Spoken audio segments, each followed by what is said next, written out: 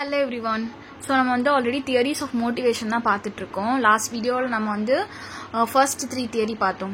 அதாவது Maslow hierarchy needs theory and then Herzberg two factor theory, அதுக்கு அப்புறம் Megriher theory X theory இதெல்லாம் பார்த்துட்டோம்.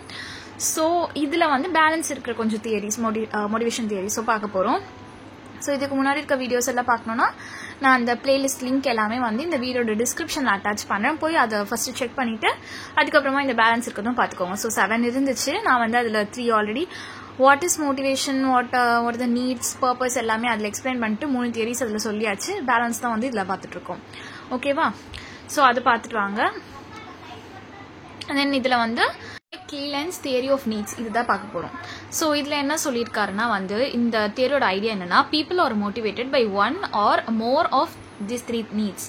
ஓகே, இங்க ஒரு 3 நீட்ஸ் கொடுத்துருக்காங்க. ஸோ பீப்புள் வந்து ஆப்வியஸ்லி இந்த நீட்ஸ்ல இருந்து இதுல இருந்து 1 or more than 3 இதுல இருந்து தான் வந்து மோட்டிவேட் ஆகுறாங்க அப்படின்னு அவர் சொல்றாரு.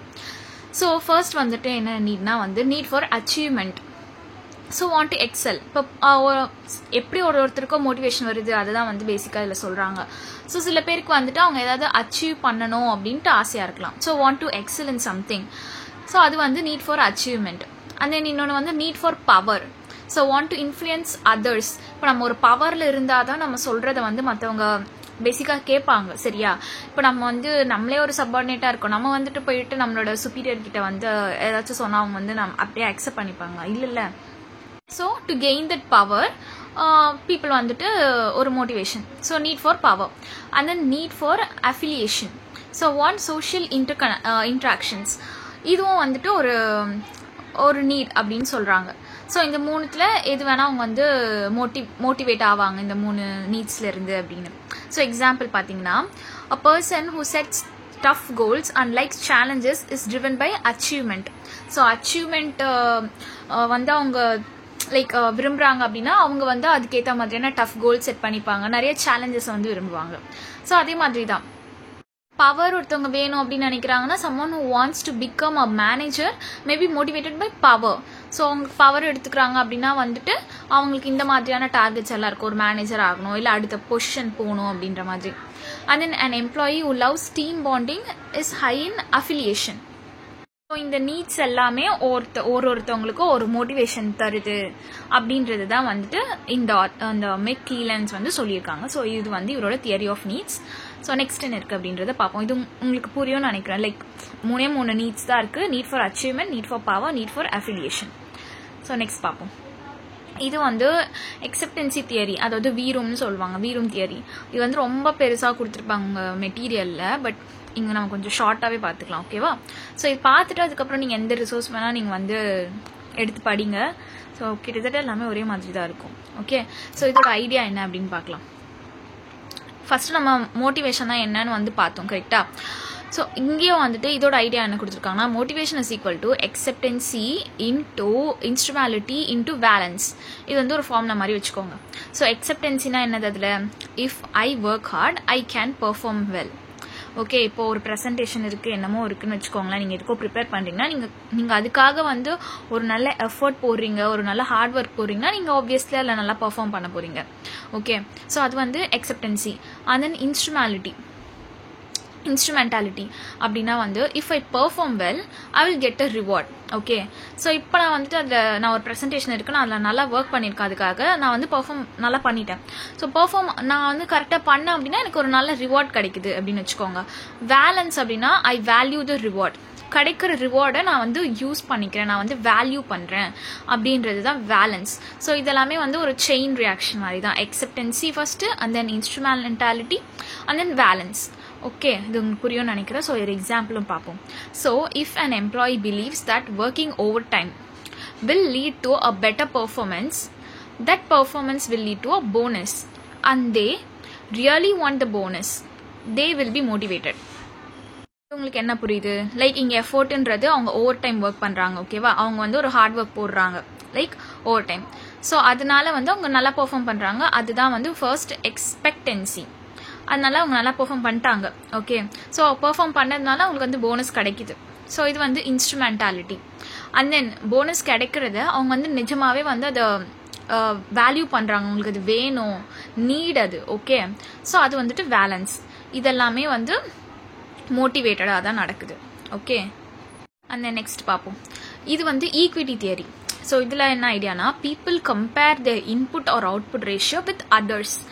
If they feel it's unfair, they are demotivated. Obviously இது வந்து காமனானது தான். ஈக்விட்டினா நீங்களும் நானும் வந்து சேமாக இருக்குமா, if you are on the same page will be satisfied. இல்லை நான் கம்மியாக இருக்கேன் அப்படின்னா ஆப்வியஸ்லி நான் வந்து டிமோட்டிவேட் ஆகிடுவேன், எனக்கு டிசப்பாயிண்டடாக இருக்கும். ஸோ அதுதான் இந்த தியரியில் வந்து சொல்கிறாங்க. ஓகே, பீப்புள் வந்து அவங்களோட இன்புட்டையோ இல்லை அவுட்புட்டையோ லைக் அது வந்து கம்பேர் பண்ணி பார்த்துட்டு அவங்களுக்கு அது கரெக்டாக இல்லை அப்படின்னு தோணுச்சுன்னா they'll be demotivated. Okay, so example வந்து if 2 employees do similar work but one gets paid more, the other might feel inequity and reduce effort or feel dissatisfied. So இது நல்லா உங்களுக்கு புரியும்னு நினைக்கிறேன்.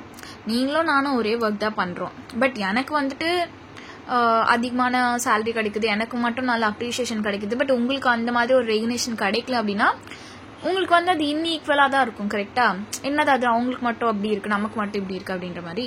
ஸோ அதுதான் வந்து இந்த தியரியில் சொல்லியிருக்காங்க. So it also influence of motivation, it influences motivation. கரெக்டா, பிகாஸ் நம்ம நல்லா வேலை செஞ்சால் நமக்கு வந்து எந்த ரிவார்ட்ஸும் கிடைக்கலன்னா நம்ம ஏன் அவ்வளோ நல்லா வேலை செய்யணும் அப்படின்னு நமக்கு தோணிடும். கரெக்டா, ஸோ அது வந்து நம்மளோட மோட்டிவேஷனை அஃபெக்ட் பண்ணுது. இது வந்து 6th theory, equity theory. Okay, and then 7th வந்துட்டு கோல் செட்டிங் தியரி. ஸோ இது வந்து லாக் அண்ட் லேத்தம் அப்படின்றவங்க வந்து கொடுத்துருக்காங்க. ஸோ ஐடியா என்னன்னா, specific and challenging goals improve performance. So வந்து நீங்கள் கோல் செட் பண்ணும்போது கரெக்டாக செட் பண்ணுங்க அப்படின்றது தான். ஓகே, நீங்கள் வந்து உங்களோட கோல்ஸை கரெக்டாக வச்சுக்கிட்டாலே நீங்கள் வந்து அதை கரெக்டாக பெர்ஃபார்ம் பண்ண முடியும், அதை வந்து அச்சீவ் பண்ண முடியும். ஸோ எக்ஸாம்பிள் வந்து instead of saying do your best, a manager sets a goal, complete 3 reports by Friday. This clear, challenging target improves focus and motivation. So generalized இல்லாமல் நீங்கள் இதை பண்ணிடுங்க, இப்படி பண்ணுங்க, சீக்கிரமாக முடிங்க அப்படின்னு சொல்லாமல் லைக் இது மாதிரி ஸ்பெசிஃபிக்காக கிளியராக ஸ்பெசிஃபிக்காக இருந்துச்சுன்னா இன்ஸ்ட்ரக்ஷன் கொடுக்குறவங்களுக்கும் அது வந்து பெட்டராக இருக்கும், அந்த இன்ஸ்ட்ரக்ஷனை வாங்கிட்டு அதை பெர்ஃபார்ம் பண்ணுறவங்களுக்கும் இன்னும் பெட்டராக இருக்கும். ஸோ அதுதான் வந்துட்டு கோல் செட்டிங் தியரி. ஸோ ஆப்வியஸ்லி நம்ம வந்து அந்த கோலை முடிக்கிறோம் இல்லை முடிக்க போகிறோம்.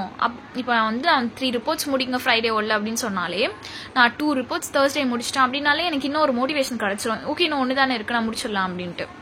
ஸோ இதுதான் வந்து கோல் செட்டிங் தியரி. ஸோ இது வரைக்கும் பார்த்த தியரிஸ் எல்லாமே நம்ம வந்து இங்கே சும்மா ஒரு சம்மரி டேபிள் மாதிரி போட்டிருக்கோம். லைக் நம்ம 7 தியரி பார்த்தோம். கரெக்டாக, மாஸ்லோ, ஹெர்ஸ்பர்க், மெக்ரிகர். ஸோ இந்த வீடியோலையும் பேலன்ஸ் இருக்கிற 4 தியரி பார்த்துட்டோம். ஸோ இது எல்லாமே வந்து சின்ன ஒரு எக்ஸ்ப்ளனேஷன் மாதிரி இருக்குது. இது நீங்கள் வந்து பாருங்கள், நான் மறுபடியும் எக்ஸ்பிளைன் பண்ண விரும்பல. ஸோ இதுக்கு முன்னாடி இருக்க வீடியோவும் பார்த்துட்டு இந்த வீடியோவும் பார்த்துட்டு ஜஸ்ட் இதையும் வந்துட்டு ஒரு வாட்டி பார்த்துக்கோங்க. ரொம்ப கிளியராகவே தான் இருக்கும். பட் இருந்தாலும் ஏதாச்சும் டவுட்ஸ் இருந்ததுன்னா நீங்கள் தாராளமாக கமெண்ட்ஸில் சொல்லுங்கள். வேறு ஏதாச்சும் வீடியோஸ் வேணும்னாலும் நீங்கள் கமெண்ட்டில் சொல்லுங்கள். இதுக்கு முன்னாடி இருக்க வீடியோ ஃபர்ஸ்ட் செமஸ்டராக இருக்கட்டும் இல்லை செகண்ட் செமஸ்டராக இருக்கட்டும், இது MBA ரிலேட்டட் பேப்பர்ஸ் எல்லாமே வந்துட்டு என்னோட சேனல்லே இருக்கும். இல்லை நான் இந்த வீடியோட டிஸ்கிரிப்ஷனில் பிளேலிஸ்ட் லிங்க்கும் அட்டாச் பண்ணுவேன், போய் செக் பண்ணி பாருங்கள். பிகாஸ் நான் ஐ பட்டன்லாம் எதுவுமே வந்துட்டு அட்டாச் பண்ணுறது இல்லை. ஸோ அவ்வளோதான், வந்து சேனலை சப்ஸ்கிரைப் பண்ணிக்கோங்க. தேங்க்யூ.